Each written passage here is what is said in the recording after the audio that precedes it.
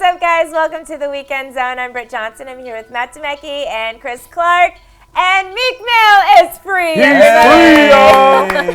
What a good way to start this weekend. He's free. Drafts going on. Yep. Mm-hmm. I'm tired, man. Avengers this weekend. Don't Avengers, forget that. A lot of stuff. Yeah. Black Panther 2 is what I call it. I call it Black Panther 2. Okay. Yeah. Mm-hmm. Well, I wonder what Lavar Ball calls it.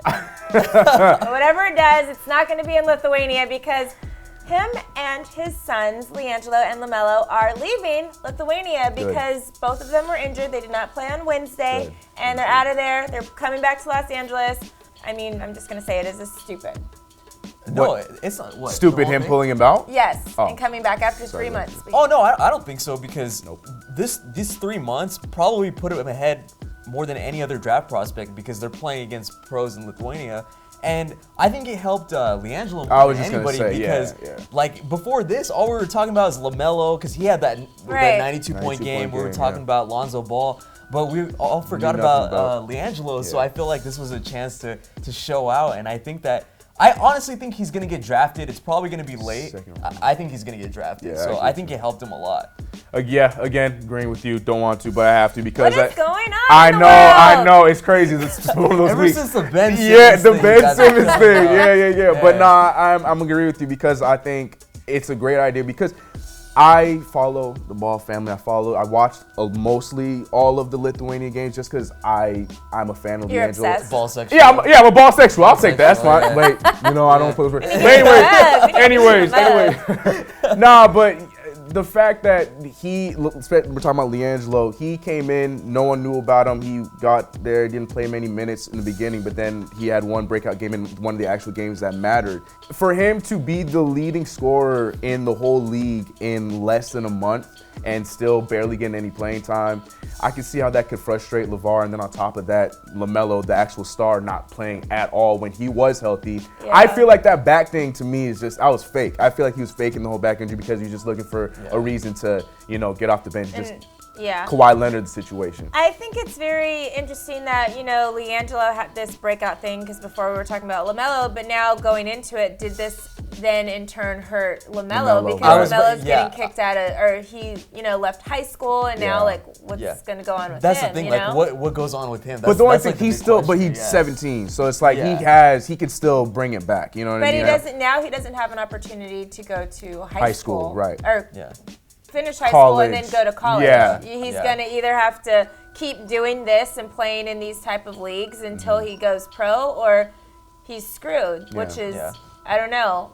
But especially if the brother Liangelo then gets drafted and then LaMelo's all by himself, and then now what does he do? Like, if obviously he wasn't playing good this year in this league or whatever, so it's like, okay, then you have this league, and now then all the cameras start going away, and then we don't follow him anymore, and then he's just going to be the one that originally it was going to be Liangelo dropping off, and now it's going to be Lamelo. So my question is, does he? What's the rules? I asked the questions here. Sorry. Well, what's the rules with the JBA? Like, because he played pro, can he come back and play in the JBA and be the face of the JBA and use that as some clout? Like, how does that work? They created it, so I feel like they can bend the rules for him. Because he's still going to be 17, so I don't know if it's for, isn't it for after you graduate high school? When I looked at the rules, you were not allowed to play college or pro. Oh, okay. Well, which he technically did. Yeah, so he can't. I was going to say. But it's his league, so right. I guess that's what I'm saying. Bend the rules, yeah. But the thing is, it's like the competition, though. There's like, if the kids that forego like college, when those are the guys that are kind of like, I don't know, like the Walmart of high school. So they're basically going to get like the crappier players that are not going into college. Yeah. So I feel like the competition would probably be less than what he had in Lithuania because in Lithuania, they're technically pro basketball players. But then you're not proving anything. Yeah. When it comes to the NBA looking at him, he's not going to be able to prove himself. Because that's the thing with him. Like, they know he has a skill set. It's just about what are you going to do with it? Because we get he's a good player, but then who have you played against? You know what I mean? I think that's the problem with Lamelo. Well, speaking of some really awesome players, there are quite a few players that may be retiring this year. Regular season is over. Playoffs for some of these guys are now over, but I want to ask you guys a couple people and then let me know what you think if they're going to retire or not. Okay. D-Wade. I think retired, and it convinced me when he had that press conference and said that this is the future of our league and they're taking the baton now.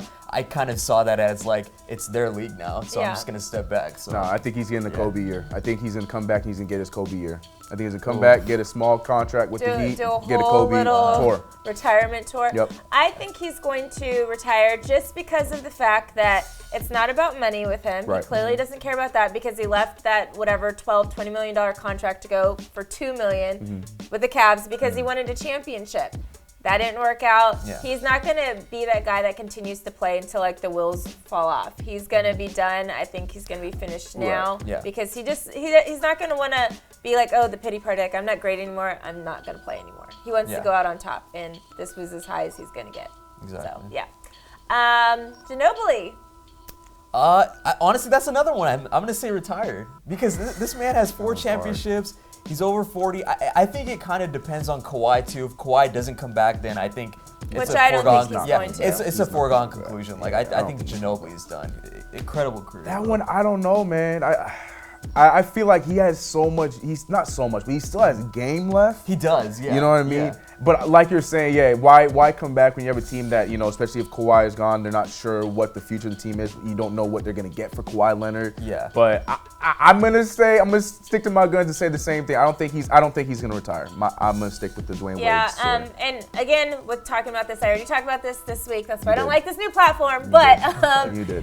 I think that he is going to stay. I looked at some stats. There's 259 players in the league right now. He, on stats this season, was ranked 148.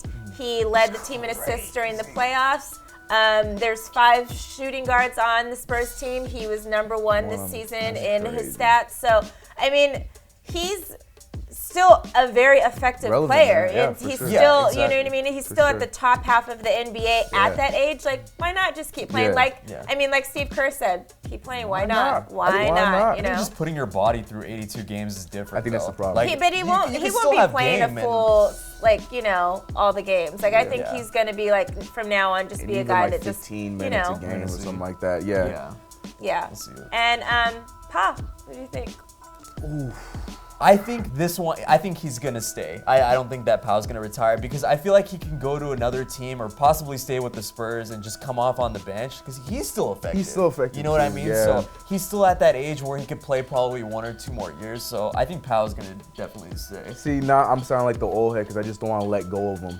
But I'm going to say it again. So I've said Wade staying, I've said Ginobili staying. But yeah, like you said, I just feel like he can still play. He can still go out there and produce. Like he has a shooter's touch, so like he doesn't have to be in the paint as much as he used to be in his career, so he can shoot from the outside. He still got game. I mean, whether or not he's coming back to Spurs or not, I don't know about that, but I think a team will pick him up. Yeah, I think he'll be there for at least a couple more years. Okay, final question.